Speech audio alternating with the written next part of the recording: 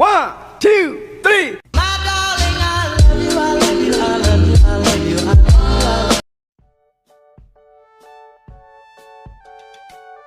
Assalamualaikum warahmatullahi wabarakatuh. Baiklah, perkenalkan di sini nama saya Sugita Sari, NIM 19531171 dan rekan saya nantinya yaitu Septi Dwi Lestari, NIM 19531162. Kami prodi PAI 5F dengan dosen pengampu Ibu Karliana Indrawari MPDI. Di sini kami membuat video untuk menyelesaikan tugas mata kuliah, materi dan pembelajaran PAI di SMP dengan materi yang berjudul ketentuan sholat jamak dan kasar.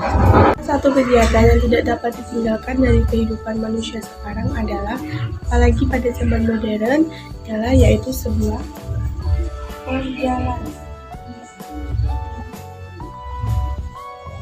perjalanan membutuhkan waktu yang cukup lama atau sedikit, dan hal itu juga dapat menyita waktu kita.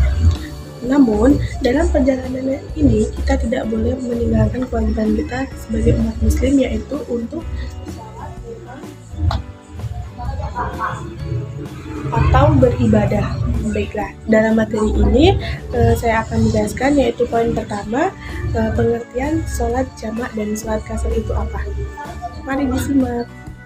Islam adalah agama Allah Subhanahu wa Ta'ala yang banyak memberikan kemudahan bagi para pemeluknya di dalam melakukan berbagai ibadah dan amal solihnya. Sebagaimana dalam firman Allah, Quran Surah Al-Baqarah ayat 185, yang artinya Allah menghendaki kemudahan bagimu dan tidak menghendaki kesukaran bagimu. Dalam materi yang pertama atau A, kita membahas tentang pengertian sholat jamak dan sholat kasar. Sholat jamak adalah mengumpulkan sholat zuhur, asar, atau sholat maghrib, sholat isya di waktu sholat yang pertama yang disebut dengan jamak takdim, atau di waktu sholat kedua yang disebut dengan jamak takhir. Pada prinsipnya, dalam situasi dan kondisi yang normal, sholat wajib harus dikerjakan sesuai dengan waktunya yang sudah ditentukan.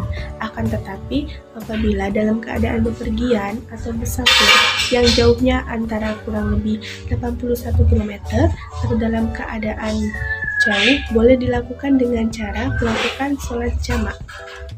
Selanjutnya kita membahas tentang apa itu sholat qashar.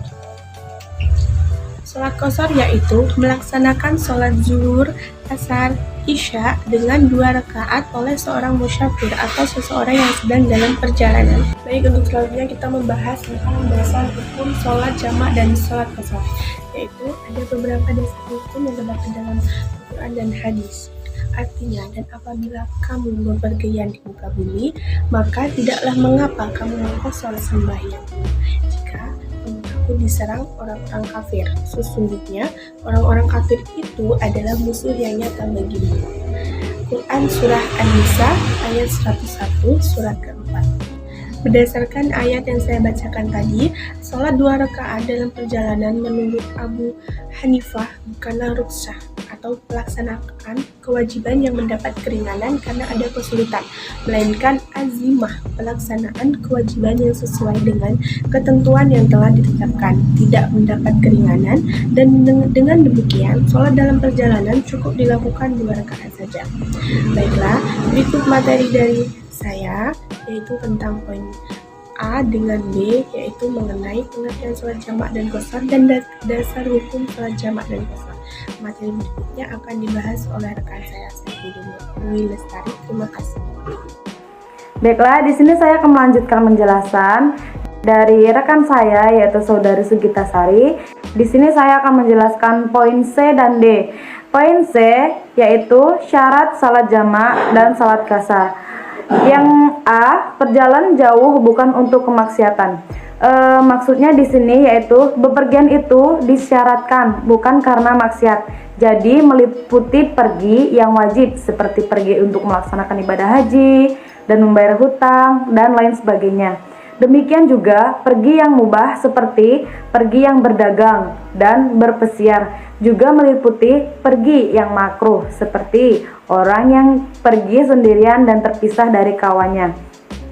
Poin yang D yaitu jarak perjalanan mencapai 16 farskah. Al-Bukhari menambahkan komentar pada riwayatnya, Ibnu Umar dan Ibnu Abbas RA mengqashar salat dan tidak berpuasa dalam sepanjang perjalanan 4 bat, yaitu 19 fasaks, setara dengan 81 km yang dilakukan keduanya berdasarkan petunjuk Nabi atau tauqifi atau sepengetahuan Nabi Shallallahu Alaihi Wasallam. Al-Bukhari Taksir Al-Salah bab 1 Fikam Taksir Al-Salam. Para ulama juga berbeda-beda pendapat berapa lama perjalanan yang memperbolehkan musafir melaksanakan sholat jamak dan qashar. Imam Malik, Asy-Syafi'i, dan Ahmad berpendapat bahwa maksimal 3 hari bagi muhajirin yang akan mukmin atau tinggal di tempat tersebut. Sementara ada juga yang berpendapat maksimal 4 hari. 10 hari mutafaq alaiyah dari Anas bin Malik, 12 hari hadis riwayat Ahmad dari Imran, 15 hari pendapat Abu Hanifah, 17 hari, dan 19 hari dari Mutarak aliyah dari Ibnu Abbas. Poin C, salat yang diqashar atau 4 rakaat. D. Berniat mengqashar salat ketika takbiratul ihram. E. Tidak bermakmum pada orang yang mukmin atau penduduk setempat. Mazhab Hanafi dibolehkan mengqashar salat bagi siapapun yang berniat melakukan perjalanan dan bermaksud untuk tujuan tertentu meskipun ia bermaksiat dalam perjalanannya, selama ia telah melewati rumah-rumah di daerah yang menjadi tempat tinggalnya, melewati bangunan yang menyatu dengan desa. Di sini ada 3 hal-hal yang menghalangi sholat qashar, yakni yang pertama, berniat untuk tinggal di suatu tempat selama 4 hari tanpa termasuk 2 hari datang dan pergi. Yang kedua, ketika telah kembali ke tempat asalnya. Yang ketiga, niat kembali sebelum menempuh jarak perjalanan yang diperbolehkan untuk qashar, dan ini telah diketahui di awal. Poin yang D, hal-hal yang perbolehkan salat jamak. A. Bermukmin di Arafah dan Musdalifah. Para ulama bersepakat bahwa menjamak salat zuhur dan asar secara takdim pada waktu zuhur ketika berbeda di Arafah, begitu juga antara salat maghrib dan isya secara takhir di waktu isya ketika berada di Musdalifah, hukumnya sunnah.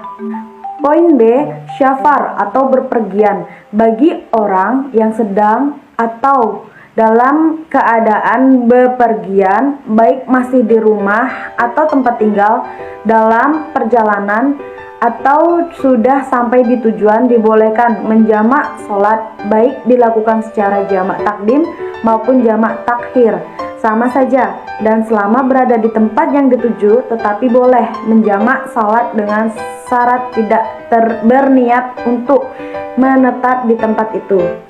C. Jika seseorang berada di suatu masjid atau musalah, tiba-tiba turun hujan sangat lebat, maka diperbolehkan menjamak sholat maghrib dengan isya, zuhur, dan asar. Nabi Shallallahu Alaihi Wasallam juga pernah menjamak antara sholat maghrib dan isya pada suatu malam yang diguyur hujan lebat.